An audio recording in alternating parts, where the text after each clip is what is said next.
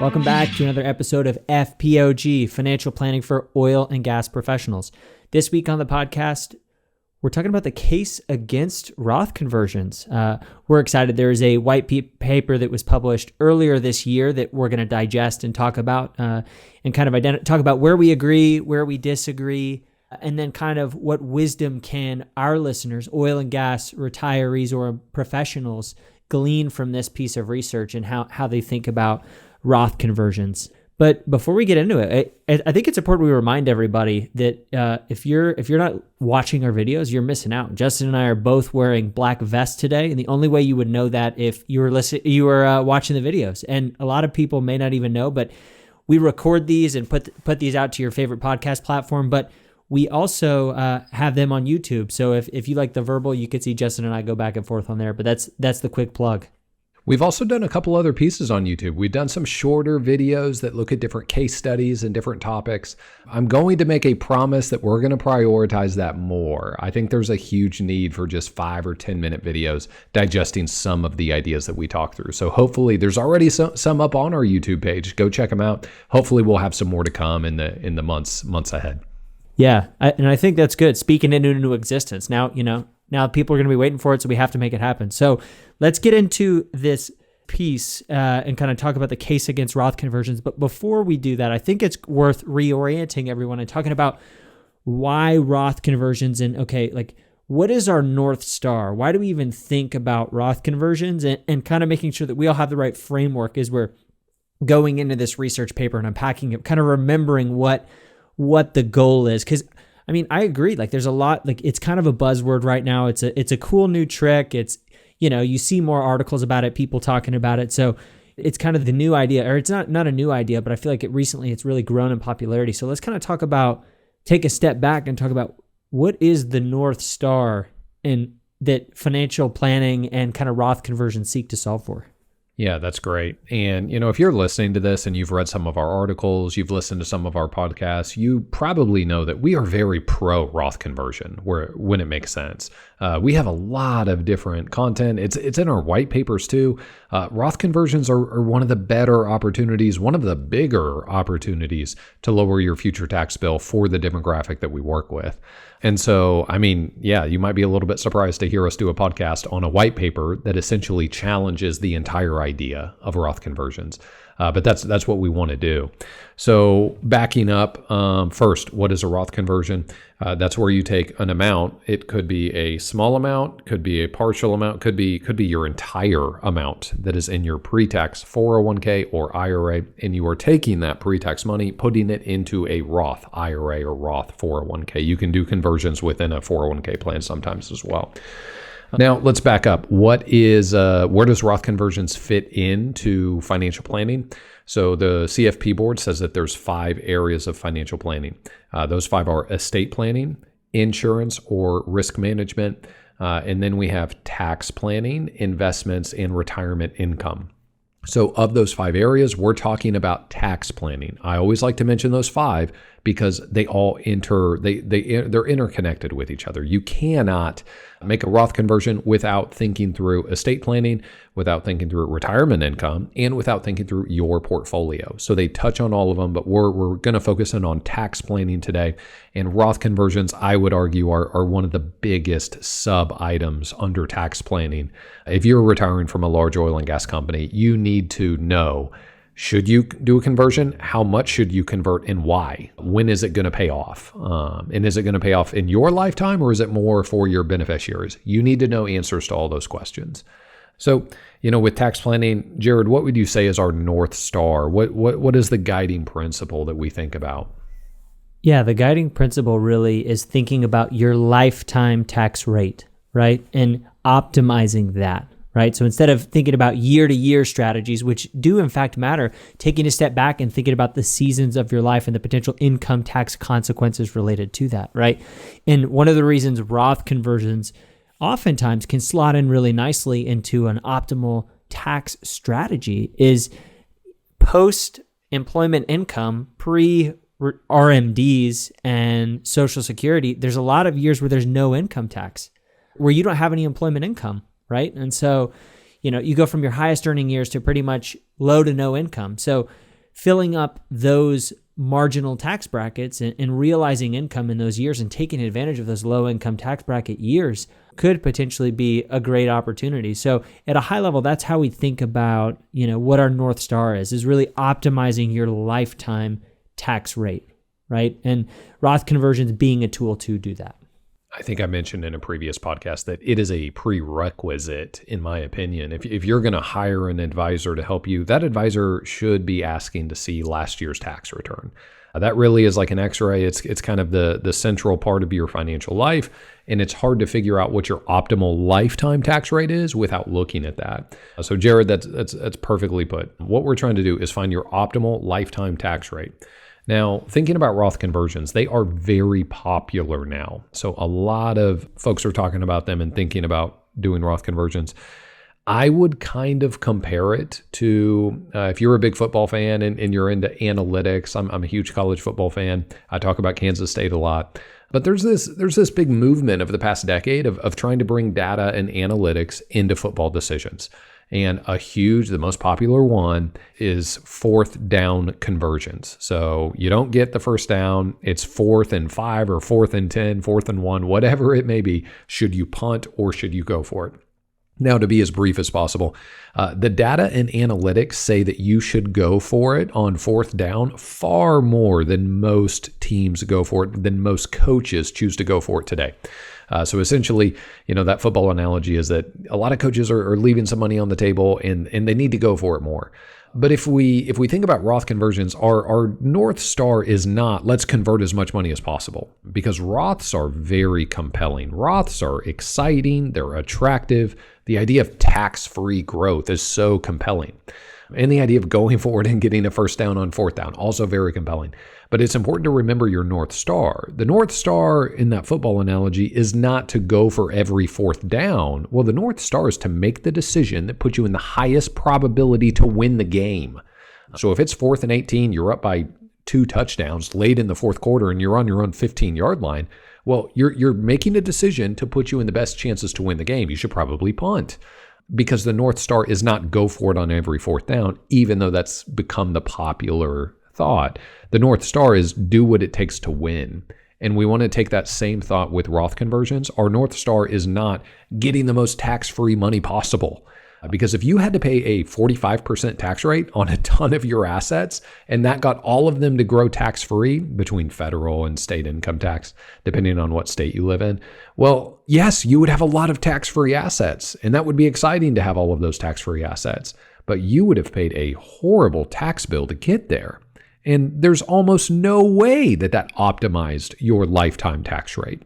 And so to put a negative spin on it, it's possible to overdo Roth conversions. It's possible to do Roth conversions that increase your lifetime tax rate.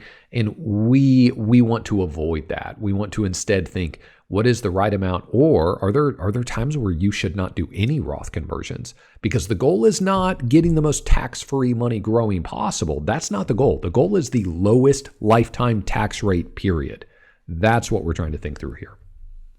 Yeah, definitely. And now that you've kind of painted that context and we've defined the goal line, let's go ahead and jump into the paper. So we'll link to this in the show notes, but the paper is by Edward McQuarrie, and I'm sure I botched his last name, so my apologies, Edward. The paper is called When and for Whom Are Roth Conversions Most Beneficial? A New Set of Guidelines, Cautions, and Caveats.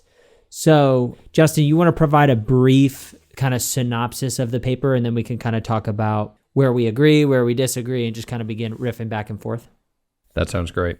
Edward, if you happen to listen to this podcast, really enjoyed your paper. And for all of our listeners, this is about a 40-page white paper, but there's a lot of charts and graphs in here, so it reads a lot quicker than that. I'm going to just go bullet point by bullet point, Jared, and we can provide some color back and forth. So we're trying to summarize as quickly as possible, what did this white paper say? And I think let's start here. The vast majority of Americans are not going to have a problem with RMDs producing high tax rates. So what's an RMD? Required minimum distribution, starts at age 72. You have to take a small portion out of your pre-tax assets every year. And Edward is saying in this white paper that the vast majority of Americans are not going to have RMDs that push them into high tax brackets. there really does need to be a tax rate advantage. Jared, I think we would call this tax rate arbitrage, and I think Michael Kitces talks about that a lot. So in other words, if you can do a conversion with a 0% tax rate, and that means your standard deduction. So if you can convert $25,000 a year at a 0% tax rate and have assets to live off of so that you're not producing other income, that's an obvious win. And so his white paper really does go into the fact that there's a big difference between doing a Roth conversion where there's a huge tax rate arbitrage opportunity. So maybe you convert at 0% and 10% and 12% when your future RMD tax rate is going to be 22, 24, 32%. That's a big opportunity, but there's not necessarily some incredible opportunity if you're converting at 22% and you're going to pay 22% when you hit RMD age. Yeah, and one caveat I'll add to kind of what you said, tax rate arbitrage based on rates today, right? So one of the things that he talks about in the paper that we totally agree with is that it's really nebulous kind of what future tax rates are going to be, right? We have no idea, and that's the reality of things. So when he talks about this tax arbitrage idea, it's rates today versus those same rates in the future, right? Because there is a little bit of there's a lack of clarity there, and no one really has any idea. So all that we know are where tax rates are today. So that's an important kind of caveat. There's no assumption about tax rates going up, and if rates do go up, Roth conversions could be more compelling, but you have no control or knowledge beforehand over that. Or rates going down could make Roth conversions less advantageous. So really, tax arbitrage today based on these rates continuing into the future, which it's not going to be perfect. Hindsight will be 2020, but that's the best we have today. Great point. Reminder, we are in this section of the podcast, we are reviewing what did the white paper say. In the next section, we will tell you what we agree with and what we don't disagree with. But that was a really key part of this white paper. When you read this, the author's making it pretty clear that you really shouldn't go into Roth conversions with the assumption that tax rates are just going to go way up in the future. And we will talk more in detail about whether we agree, disagree, and exactly what that could look like coming up. But that was a big point. Let's see, another thing that I wanted to bring up, conversions have to be compared assuming the same assets and the same growth rates are invested in all different types of accounts. So what do I mean there? The author, Edward, is saying that you cannot justify a conversion by saying that, well, in the pre-tax IRA, we're going to put a bunch of low return bonds. And then in the Roth, we're going to put high growth stocks. He's saying there needs to be a comparison that's a little bit more apples to apples. And again, that's what the white paper is saying. We'll go into whether we agree or disagree with that. What else should we cover here, Jared? Yeah, I think at a high level, right? What this paper is saying, it's taking average, right? So it's taking the, using some average numbers for the average person to kind of come up. Okay, do Roth conversions make sense from a tax arbitrage perspective? Basically, paying a really low rate, and his, too long don't read is it usually there's not a big tax arbitrage because the average person doesn't have enough in pre-tax assets to really push them up into a high bracket. And then so if the tax arbitrage opportunity is taken away, what really is the value of Roth conversions? It's tax-free growth. But the problem is you're signing yourself up for a tax bill today. And that tax bill you're paying... Voluntary tax bill.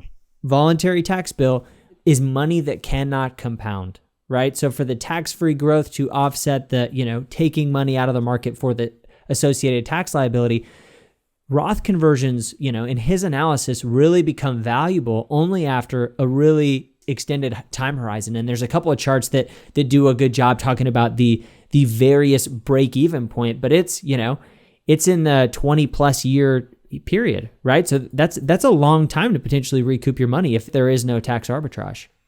Yes, you just hit on a few things that I want to kind of highlight. So the paper talks about a couple quick points. Jared, you mentioned this. Conversions have to account for the missed compound interest that would have happened in the dollars that went out of your life because of the tax bill. So if you voluntarily sign up for a $50,000 tax bill, well, to really understand whether that conversion was a good deal or not, you have to model out what would have happened had you kept that $50,000 instead of paying taxes on your conversion, and had you invested that $50,000 in the years to come. So that's a key point. And also, I think you just mentioned a time frame that's pretty important to remember. So this white paper really did a lot of different studies and kind of spreadsheets modeling out what can happen over time.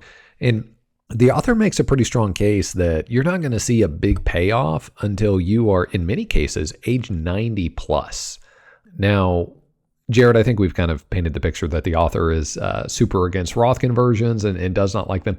To be fair to the author in this white paper, it is clearly stated that if given enough time, most Roth conversions do make sense. If given enough time, it makes sense. And he also does a great job. I think this was maybe page 15, but he maps out if you're able to take advantage of the 0% tax bracket. So let's be specific here. He's saying if you have non-retirement assets that you can live off of during the years that you're doing Roth conversions, then it can be really powerful. And both the break-even date is much, much sooner. So you don't have to wait until age 90 for it to be a good deal. The break-even date's far sooner if that's the case. And the positive benefit to your net worth long-term is much greater as well. And so I think that does a pretty good job. Anything else we need to cover on what does this white paper say? No, that's right. And you said, that he's, and I guess the only color I would add to what you said about him being against Roth conversions is against Roth conversions for the average American in light of average assets, right? So I think, because with these large tax deferred accounts, the larger the balances get, the higher the future potential RMD is, right? And I think that, based on the spirit of the paper, I think you would agree that the higher those tax deferred balances get, the more it may make sense, right? And we can get into kind of seeing, okay, is our target client like or not like the average that's being used in this paper. But yeah, I would say he's against it for the average person. But I actually think in light of, some of the data, if we use some scenarios for target client, he may side with us, I think. So that's the only caveat I'd add, is the spirit of it was attacking it, Roth being a good idea for everyone at all times, which I think you and I would agree with. I think everybody's a little trigger happy with doing Roth conversions, but this has been a great article to help everybody kind of take a step back, especially people that don't have substantial retirement assets or future RMD liabilities. We can share this image too, but Jared, that image that I sent directly to you from this white paper that maps out how much money do you actually need in your IRA at age 72, and this is assuming you're in your mid 60s now. So how much do you need 7 years from now in order to actually be not in the 32% tax bracket, but just the 24% bracket? And the number was over $4 million.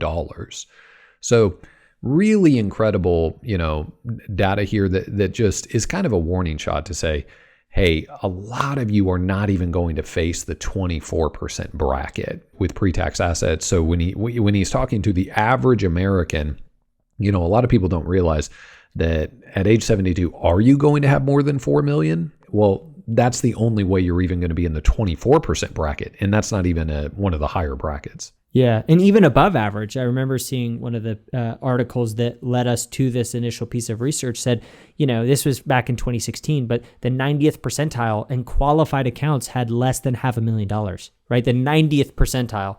So even above average, and we'll link to that source in the show notes as well. But yeah, kind of, you're exactly right. That's a substantial amount of assets. But I don't know if you have anything else, but now I kind of want to jump into what do we agree with? What do we disagree with? Yeah, and this is one of the not necessarily things that I disagree with, but kind of talking about oil and gas, right? Having this balance at age 72, right? That $4 million number you gave was huge, right? It sounds huge, but if an oil and gas retiree retires at 60 with $3 million and they don't touch it and they have enough in taxable assets to live off of, and investments were to do 7%, that's a double, right? So at 72, you would have 6 million, right? Which is, that's an astronomically large number. What bracket does that get you into, right? Well, and that also, and this is a really key point that we're going to mention probably multiple times. What does that do? If you have $6 million in an IRA, you're signing yourself up for higher Medicare premiums all throughout the rest of your life as well. So not only are you triggering higher tax brackets, you're also triggering higher Medicare premiums. So we want to highlight that.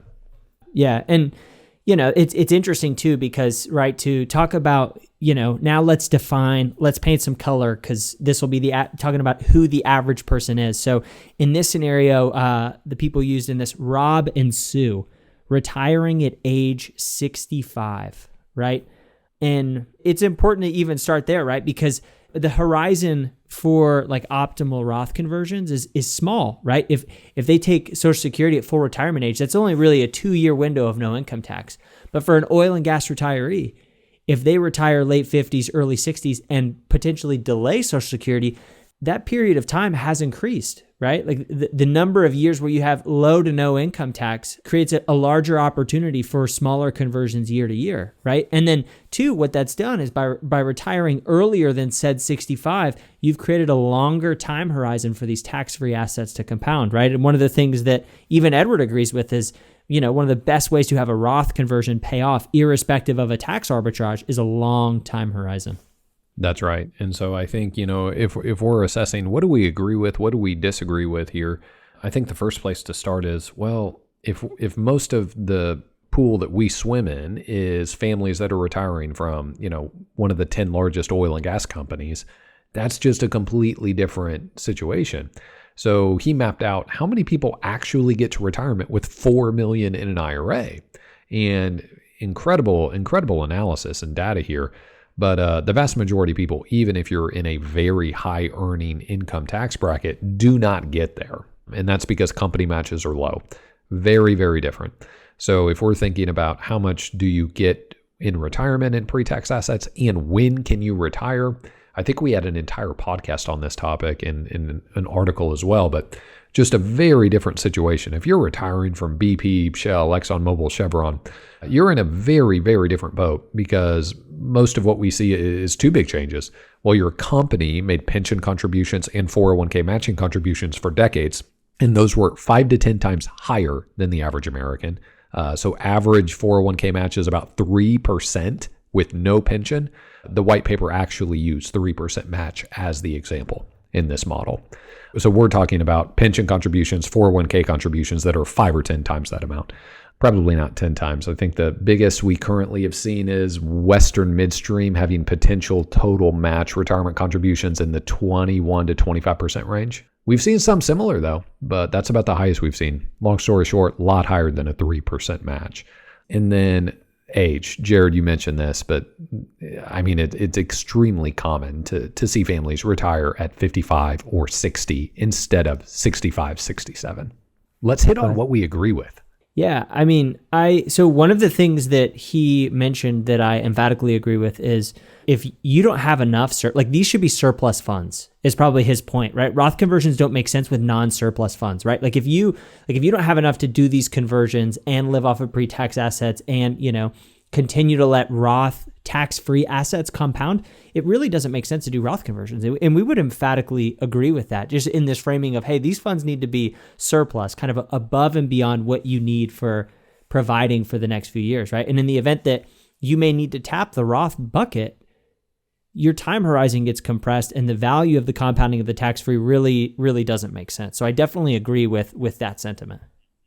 I think that's a good point. One other point that I agreed with, so this is going to be a controversial opinion. A lot of the fuel for Roth conversions, and I hear multiple times, even in the past couple of years, I've had the question posed, should I convert all of my IRA or 401k? And that the general answer is usually do not do all of it. If we're trying to find optimal lifetime tax rate, you probably don't want to convert all of it up front. And one of the things that I agree with is the probability that taxes are higher in the future. I think it's really likely that we do see higher taxes. But, and this is a really, really big point, but the probability that we see higher taxes in middle class incomes, which according to our tax brackets, I would say 22, 24% are middle class tax rates. They're not 10 and 12%, but they're also not in the 30s or 40s. So those tax rates go all the way up to $350,000 in income after the standard deduction. So when he says that, well, are there really going to be higher tax rates in the future? I think that's a good point.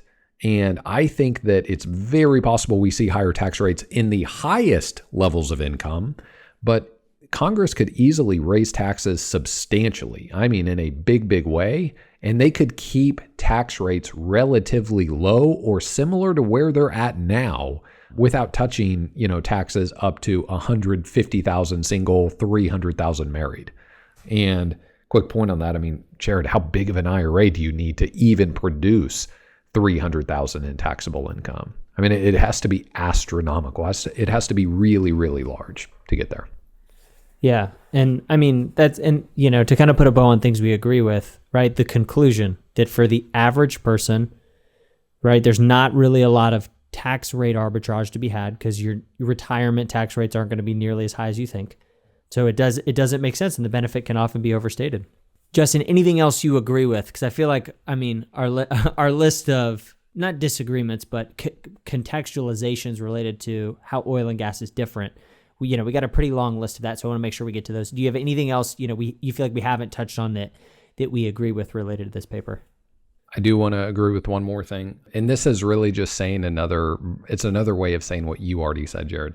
But it kind of needs to be excess funds. And let's be more specific with that. If you are going to convert assets to Roth and then you're going to consume them and spend them 12 years later, there's a really good chance that it won't be that good of a deal.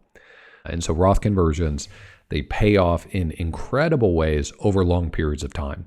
Now, if there is obvious tax rate arbitrage and you're converting at the 0%, 10%, 12% bracket, and you're going to be taxed at a way higher bracket, that's really a different scenario, and that can make sense in a lot of different ways. But generally speaking, you shouldn't be consuming or spending a lot of the funds that you converted very quickly. They should be in that Roth, growing tax-free, compounding for a long time. Yeah, I totally agree.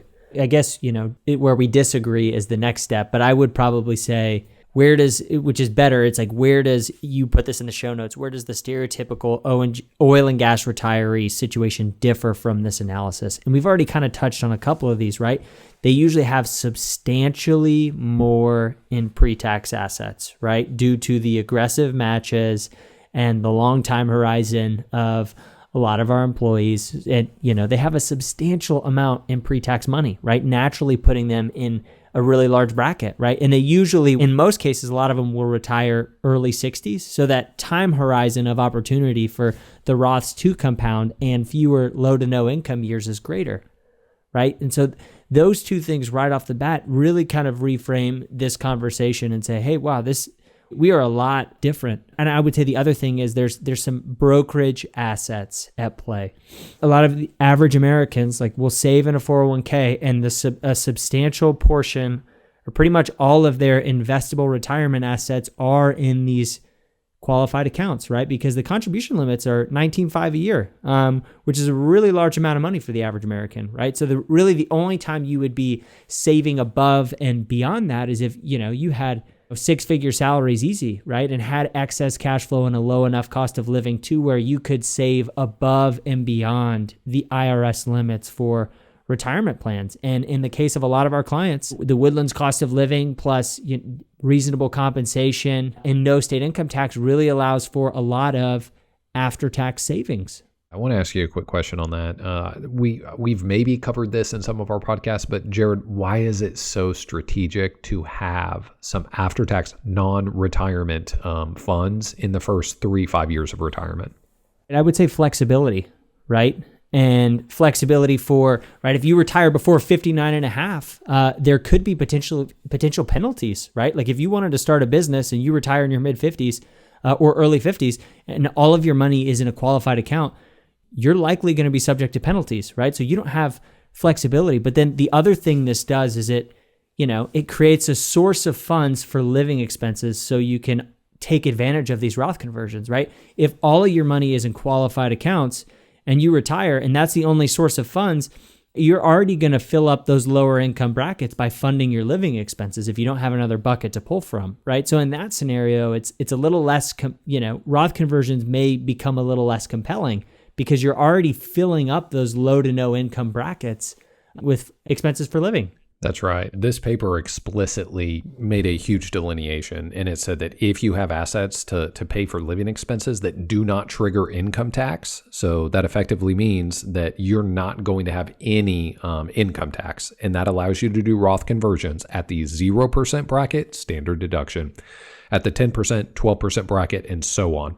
And the author clearly stated, that is just very different than other Roth conversions. Almost as if he writes this paper to challenge Roth conversions and say that a lot of advisors are selling them when they shouldn't. But then he pretty strongly endorsed that idea. So having a source, I would just put it this way, having a source of money that you can live off of so that you are not using your pre-tax IRA for living expenses, that is a big deal in tax planning. Jared, do you know what the average tax rate on if you convert $100,000 from pre-tax IRA to Roth IRA, what's the average tax rate on a $100,000 conversion? What types of taxpayers? Married filing jointly? Married filing joint. Yeah, I would say 8 to 10%. That's right, 8%. 8% is a pretty good estimate, maybe slightly above 8. If you convert $350,000 and you have assets to live off of, so you're not triggering any other income, you can convert $350,000 and your average tax rate is about 19%. And so that's why it's so powerful to be able to have a pool of assets that you can live off of. And now that would be your cash, your savings account, your brokerage accounts, because remember, capital gains are taxed at a different tax rate. So you could convert, let's say you have $6 million in IRA accounts, you could convert $350,000 a year, and then you still have another $150,000 in capital gains that can be harvested at the 15% plus net investment income, 3.8% tax rate. So that's still a capital gains rate under 20% that could produce all of your living expenses. I'm going to bring up a controversial topic. I think it's worth considering. Now this only makes sense if your IRA assets are 3, 4, 5 million or above. If that's the situation you find yourself in with significant IRA pre-tax assets and you don't have a lot of brokerage assets to live off of, it is worth considering the equity in your home. And I realize that that's kind of a big statement and that needs to be mapped out, certainly with an advisor, and you need to understand all of the ramifications there. But when you get Roth conversions right, it can be a 7-figure difference. This is a big, big deal. And so having some non-retirement assets to live off of can go a long, long ways into truly doing some great tax planning. I love it. Coming in with the hot take, tackling the bedrock of retirement planning, just, having no mortgage, being debt-free. I love it. I love it. So let's talk about another reason why, or not like another shortcoming of this piece. I think it discounted legacy planning, right? And we could talk about, there's a few reasons why that is, but remember his target audience is people trying to decumulate a portfolio and live off it over their lifetime. And so a lot of oil and gas retirees with 3 to 10 million, they lower cost of living, no debt, pretty frugal. So, simple 4% rule says, hey, you'll definitely, assuming the portfolio is invested reasonably, you shouldn't outlive your retirement assets, right? So that box is really checked. But where tax consequences can get really large is from a legacy perspective, right? And we mean two things by that. Talking about, Justin, you want to talk about the Secure Act and how that could potentially jeopardize things? Yep. So Secure Act, if you have 2 children and you pass away, let's say with $4 million in an IRA, that goes to your 2 children. They have to liquidate the entire account within 10 years. So that would effectively mean that, let's say they both get $2 million out of your $4 million IRA. They have to liquidate that, and that is going to be taxed as income on top of their other income. And so, your financial plan needs to account for how many children do you have? What type of career trajectories are your children on? If we're working with a family that has a lot of pre-tax assets and they have 1 or 2 children that are, in careers that are going to make substantial incomes, well, then we need to think through that. Because yes, you may not face 35% tax rates at age 72, but what if one spouse passes away? Well, then your tax is a single taxpayer and your taxes go way up. What if you both pass away and your children inherit that account and they have to liquidate the entire thing within 10 years and they already make $200,000, $300,000 on their own? That's a great point, right? And it's interesting because one of the, like from a legacy planning perspective, right? Like if you die earlier than anticipated, on paper, the Roth conversion would have made sense because the tax growth. But on the other hand, it's reduced the future liability of tax, RMD liability of the surviving spouse, right? Because in that scenario we gave where, it took a $4.1 million IRA to create an RMD that put you into the 24% bracket. If one spouse dies early, that new spouse, still has the same RMD number, but then their tax rate just got cut in half, right? So then that income rate kicks in at, roughly half that amount of income, the 24% bracket. So all of a sudden you're dealing with substantially larger numbers. So while you lose the advantage of the tax-free growth, it's really, kind of positioned assets in a way where the RMDs can get out of control for a single taxpayer with one large RMD and subject to single taxpayer tax brackets. Yeah. And if we're discussing what are parts of this research that we didn't necessarily agree with, Jared, what you just said is critical. And I want to phrase it in a different way. I want to just make a statement. Every dollar in your IRA will be subject to income tax, period. Remember that. Every dollar in your IRA is going to be subject to income tax. So that means that sometimes tax planning is purely for you. And, quick note, if you don't have children, if you're not, worried at all about a legacy, then that needs to be taken into account. And your financial planner needs to understand that. And maybe Roth conversions do need to be dialed down a little bit. But even if you don't care whether your children get a huge inheritance or a small inheritance, I've never met someone that really wants to leave a tip to the IRS instead of having that money go to their children. I have never had that happen. And so every dollar going to be taxed. So you have to go into your financial plan and your estate plan and your retirement income plan, understanding that this entire bucket, whether you pay it while you're living or not, the entire bucket's going to be taxed. And so your tax plan needs to accommodate for that. Yeah, that's so good. And yeah, from a legacy planning perspective, right, it makes sense. And when you begin to factor that into the equation, it becomes less clear, right? And one of the things that we agree with is also one of the things we disagree with, right? If there's tax rate neutrality, right? Like if you're converting money at the same tax rate today as you are in the future, the payoff isn't for decades, right? But that's what good legacy planning is, right? It's planting seeds today that when compounding or taken into consideration, optimize a future scenario. A good financial planner where you have substantial assets is trying to plan for and create multi-generational wealth, right? And the way they do that is by, taking a look back and looking at your lifetime tax rate. So even if the payoff isn't, but for decades, we still think it's a worthwhile endeavor, assuming that the tax rates are equal. That's right. That idea of, throwing an acorn over a fence in order to, relocate and think about tax planning. We're trying to plant seeds that from a tax perspective, estate plan, your investment plan, we're trying to plant seeds that are going to really bear fruit in the decades to come. But I want to make a quick note that I also, Jared, just like you said, we kind of agree with that thought too, that people need to be very cautious and they need to understand that some conversions are going to pay off fast. When there's huge tax rate arbitrage, some conversions will be a no-brainer home run fast. Other conversions may take a long time. So it's important to really weigh the costs because it is a voluntary tax payment to do a conversion. You are voluntarily paying tax today. So you need to understand, why am I doing it? How much should I do? What's the payoff? And when is that payoff really going to hit the break even? So all those things need to be considered. Jared, should we bring up the number one thing we disagree with? I'm curious what you think the number one thing is. I wonder if we have the same number one thing. Yeah, go ahead.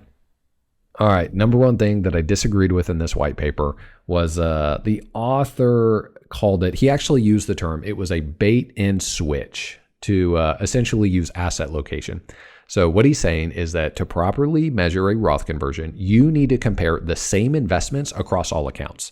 So he's saying it is not fair to load up the Roth with high growth stocks and then put all of your low return cash or bonds in a pre-tax IRA or the brokerage account in order to make the numbers look good. And I will admit, I think that's a really good framework to apply. I don't think the author's way off there that, hey, if a Roth conversion is that powerful of an idea, it should pass that test that every investment's equal across all the different accounts. But Jared, asset location is an incredible advantage of Roth conversions. In fact, and we'll go into details on this, but asset location is a reason why we don't necessarily need to convert as much as you would necessarily think to avoid high tax rates. Yeah, that's exactly right. And to just briefly summarize, asset location is putting different types of assets in different accounts to increase tax efficiency, right? So if we can get 7% investment return across an entire portfolio, if you put every single fund in every portfolio, the return should be identical, right? If we put higher growing assets because they're tax-free, the growth is tax-free inside a Roth IRA, and that can earn 10%. And in qualified accounts, we have more conservative assets, and those earn 5% for a blended rate of 7%, right? That drastically impacts the projections. And I get what he was trying to accomplish. And hey, this Roth conversion idea should stand alone, right? And for the average American too, Justin, we have to remember they don't have software to manage this, right? To say like, hey, how do I maintain my investment allocation across all these different accounts? So it makes sense unless you have institutional grade software to help monitor this and make sure that, the portfolio is being tactically managed. It's an operational nightmare to try to allocate individual accounts differently, right? But yeah, that's a great point because, Roth conversions really, if we can accelerate the growth in that account, $1 of tax-free growth is more valuable than a dollar of growth that's subject to future tax. So, while we get why it was excluded, when you take that into consideration, and I'm sure if, he adjusted the rates of return across different asset account types, that would probably swing substantially in the favor of Roth conversions. But I get why he left them out. That's right. And the thing to remember about required minimum distributions, they go up over time. So it's not this flat horizontal graph. It's kind of a linear going up trajectory. And then somewhere in your mid 80s, it kind of peaks and then it starts going down in assets because your required minimum distribution is huge in your 80s and 90s. So you're taking out a ton of that account. So in your 80s and 90s, the account value probably will go down because your tax bill is going to be huge because you're forced to take a lot of income. So let's talk about why that's a big deal. Let's just say that you're retiring at 60 and you have 6 or 7 million in pre-tax IRAs. And maybe you have another $1.5 million in brokerage assets, but nothing in Roth. So according to this paper and us, we would certainly entertain the idea of spending the non-retirement assets first.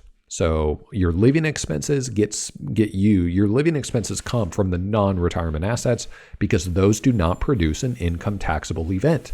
They may produce capital gains and we can manage that. We can work with that. So you're going to live off those and you're going to do Roth conversions.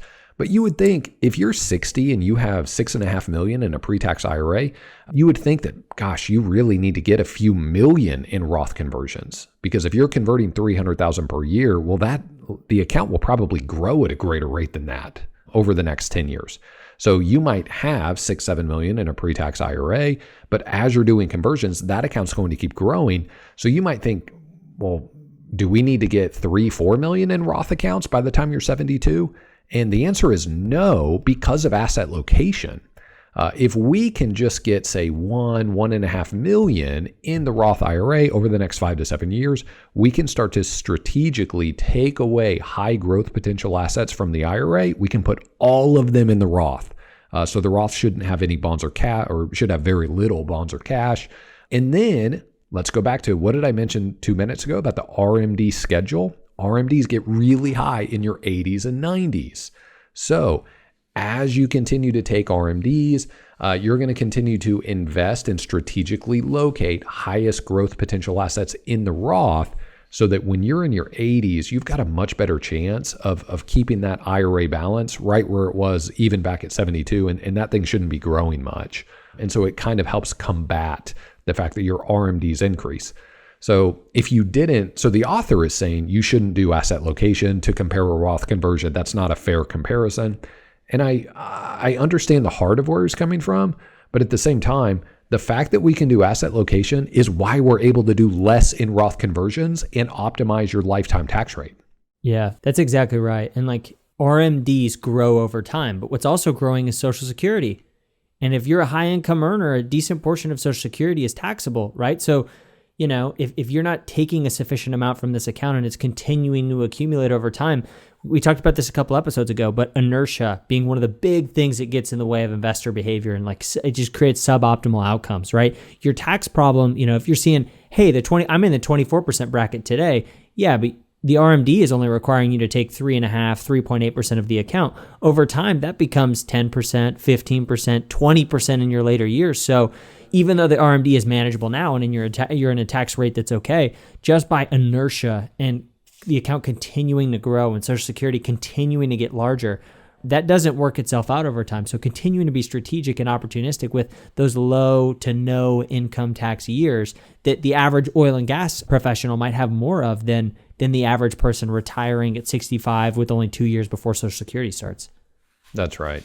And so it's really fun to dive into these, and we are going to link the white paper. I'm guessing that a lot of you don't have a huge desire to read a 40-page paper making a negative case for Roth conversions. But if you do, we're going to link it, and there are some really neat models and illustrations and graphs in this paper that let's definitely highlight the one about RMD account balances. But this is a really fascinating topic. And, we're very pro Roth conversion, but it's really good to have kind of an opposite take to say, hey, are you sure that this is lowering your lifetime tax rate? Because again, our goal is not to put as much money in a Roth as possible, because technically you could put your entire balance in the Roth tomorrow if you wanted to. The goal is lower lifetime taxes. Yeah. And that's one of the things, why we're challenging our logic, just building conviction. Some clients who aren't familiar with Roth conversions aren't super excited to hear we're signing them up for taxes today, right? So just continuing to flesh out, why is that the case and why is it worth it? Anytime new research comes along, right? Our investment approach, kind of the way we look at it's evidence-based, right? Just follow the evidence and what the research says. And as new research becomes available, we're lifetime learners. And as a firm, we want to continue to make sure that what we are doing is always in the best interest of our clients. So if you have any questions or thoughts, shoot us an email, podcast@brownleewealthmanagement.com. We'll see you next time.